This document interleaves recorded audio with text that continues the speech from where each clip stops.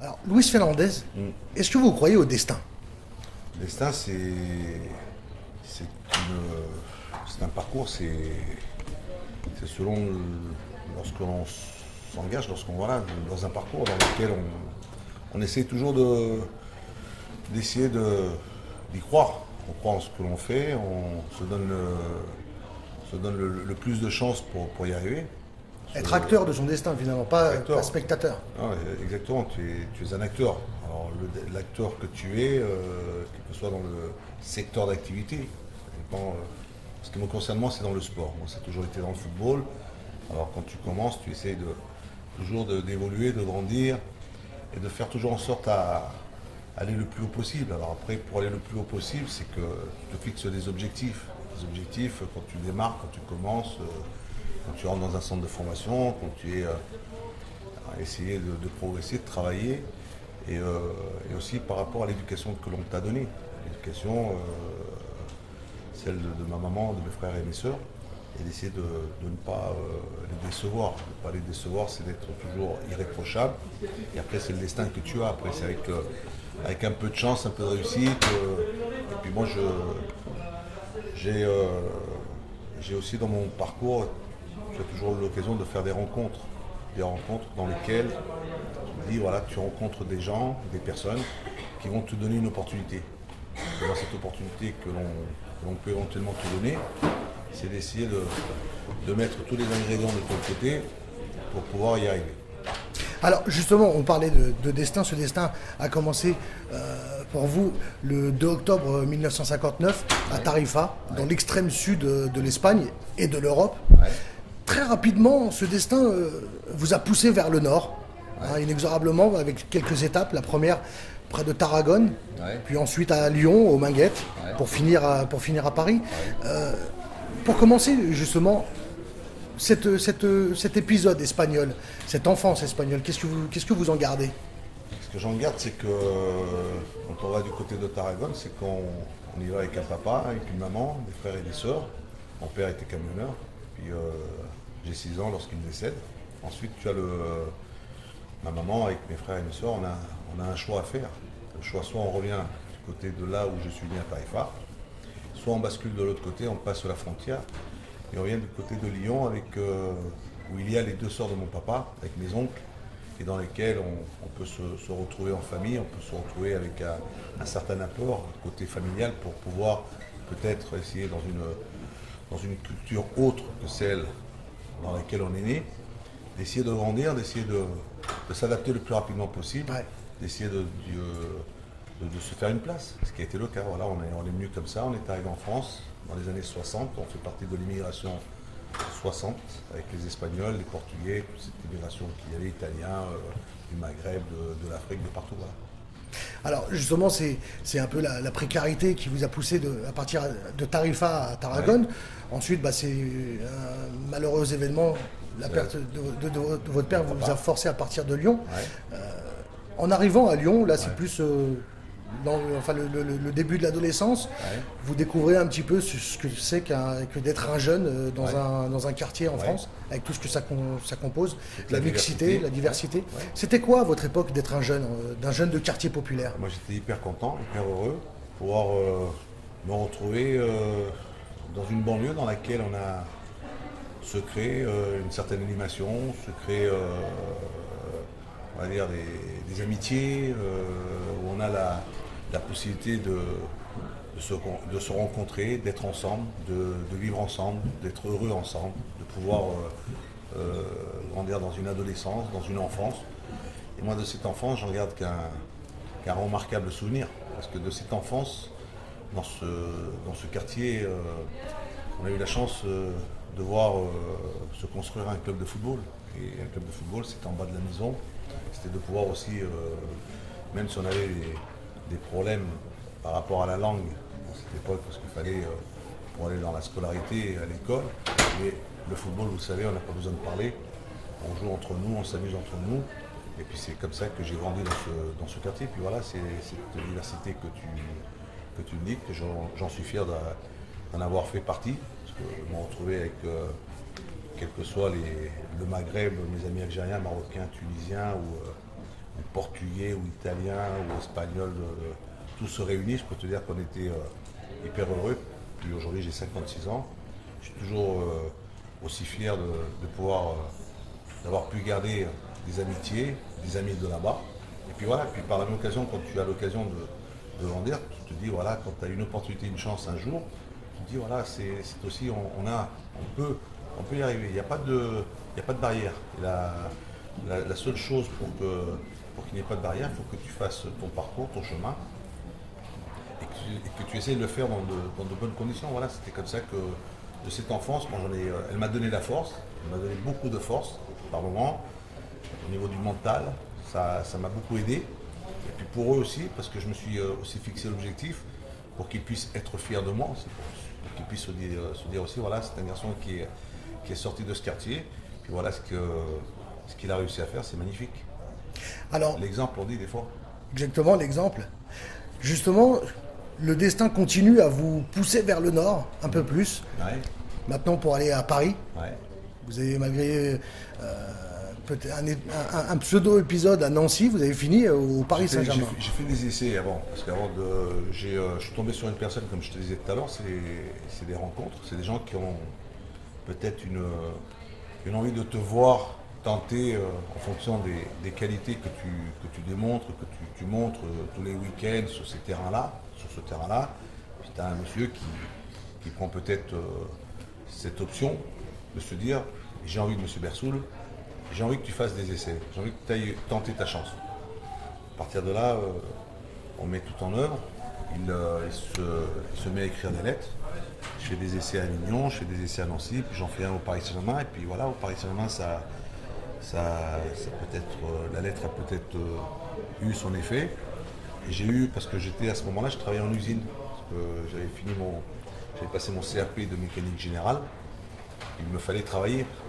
Évidemment, quand on est issu d'une famille aussi nombreuse, mes frères travaillaient, mes soeurs travaillaient, je me devais aussi d'accomplir cette tâche, c'est d'être aussi voilà, dans une famille où tu te devais d'avoir aussi un travail.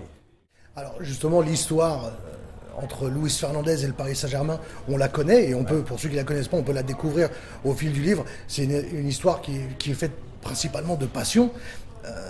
Qu'est-ce qui a fait que ce lien entre vous et le Paris Saint-Germain a été aussi fort? Le lien est assez fort parce que d'abord déjà quand tu sors du centre de formation, c'est que tu es né dans ce club. Grandir dans le centre de formation, pouvoir franchir les paliers, pouvoir un jour avoir une opportunité d'arriver à entrer et à jouer dans cette équipe première, celle du Paris Saint-Germain.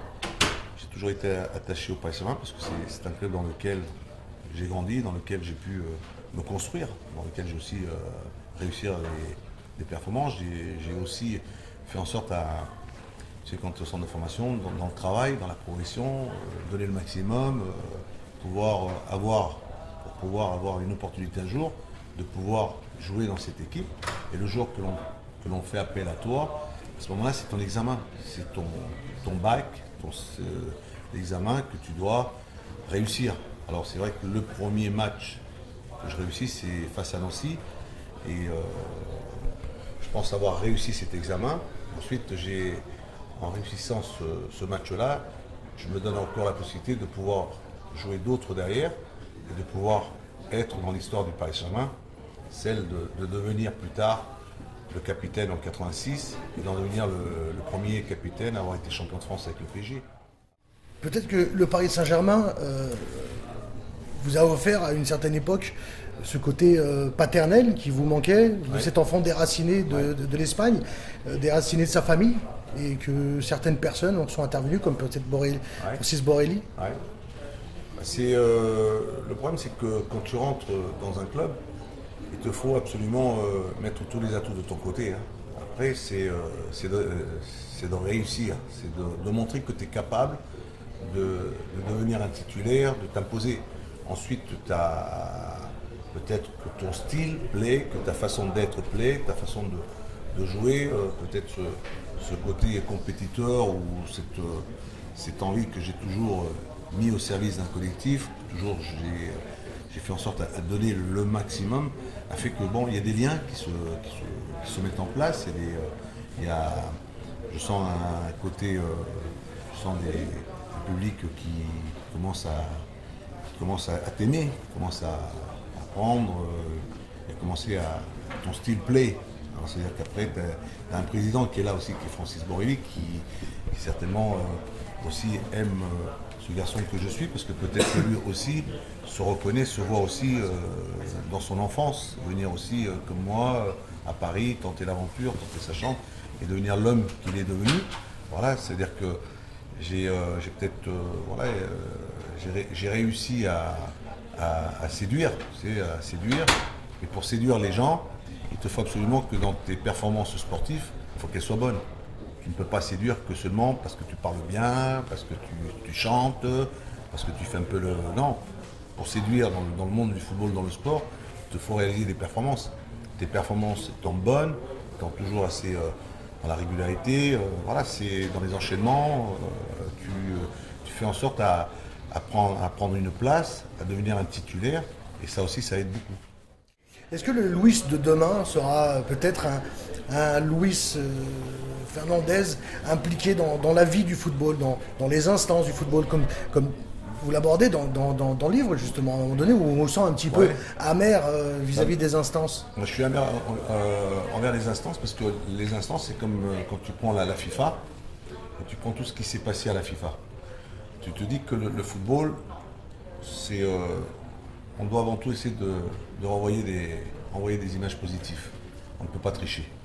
Et quand on triche, c'est que l'on triche avec ceux qui ont la foi, ceux qui ont envie, ceux qui croient dans ce sport, là, un sport propre, clair, que l'on puisse quand on le vend, on se dit que c'est un sport où il y a des émotions, il y a un suspense, il y a du spectacle. C'est un spectacle que l'on offre. Et tu ne peux pas, des dirigeants ne peuvent pas tricher. Parce que tu triches avec ceux qui payent, ceux qui achètent, ceux qui vont au stade, et tu triches avec les supporters. Et on ne peut pas tricher avec les supporters, on ne peut pas tricher avec les gens, on peut pas. Ça, pour moi, c'est inadmissible. On doit être, comment te dire, quand on est dirigeant, on se doit de prendre le football et d'essayer de le regarder, que ce soit dans tous les sens. C'est-à-dire, pour aborder le football, c'est de regarder, quand je m'attaque à des instances, c'est que je suis toujours de ceux, il faut toujours essayer de se renouveler. Il faut qu'il y ait aussi assez un renouvellement, et puis essayer de regarder ce qui ne va pas, d'essayer de trouver des solutions, trouver des idées. Mais si on ne fait rien, si on ne cherche pas, si on ne fait pas, c'est-à-dire qu'on garde toujours les mêmes restent, et le copinage pour les amis, ça me meurt de moi. Moi, ça me gave.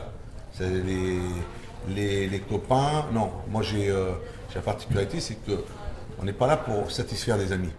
On est là pour essayer de trouver des solutions avec des gens compétents, parce qu'il y a beaucoup de compétences. Il y a des gens qui connaissent, il y a des qui sont prêts. Tu as des éducateurs, des formateurs.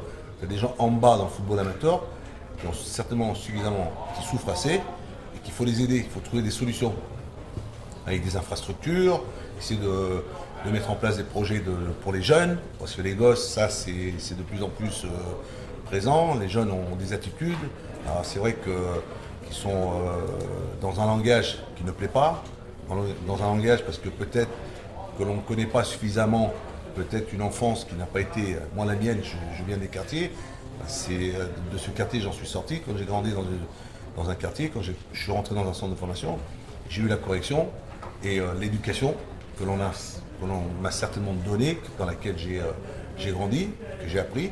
Aujourd'hui, ces jeunes, on les prend trop tôt et qu'il faut essayer de savoir avec eux, d'essayer de trouver, d'anticiper pour qu'on puisse les amener petit à petit, pour que plus tard, on aura sur eux un regard autre que celui qu'on a aujourd'hui. Alors c'est pour ça qu'il y a un travail à faire. Si on ne le fait pas, si les instances pensent qu'on organise une grande compétition, qu'il va y avoir beaucoup de monde, que ça va être beau, moi je suis favorable à la fête du football.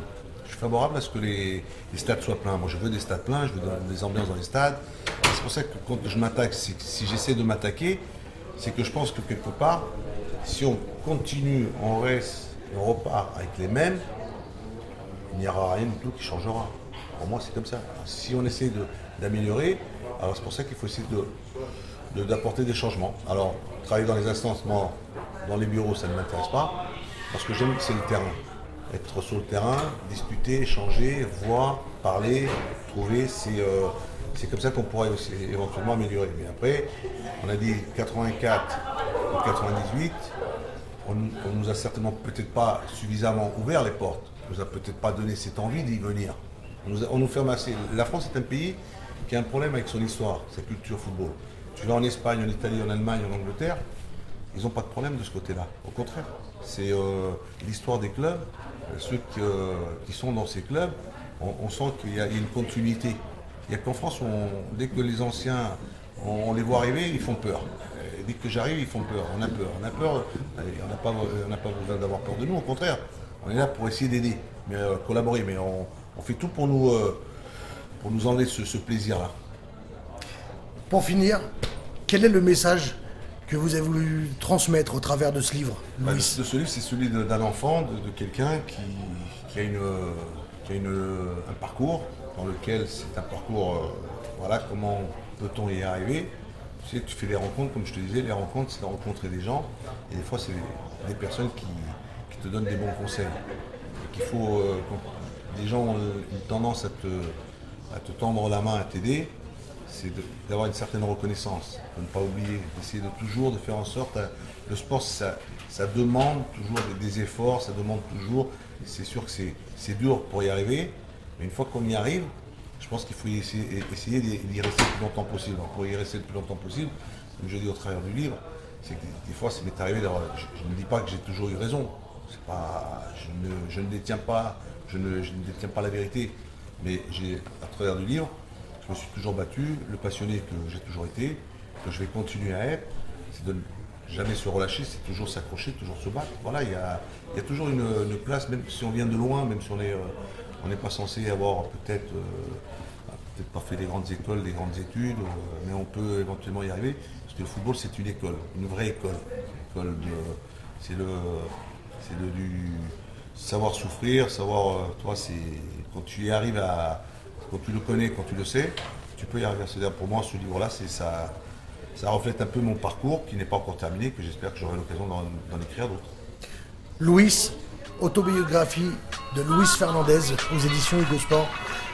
Pour l'avoir lu, c'est un vrai plaisir. Merci, c'est gentil à vous. Merci beaucoup. Merci.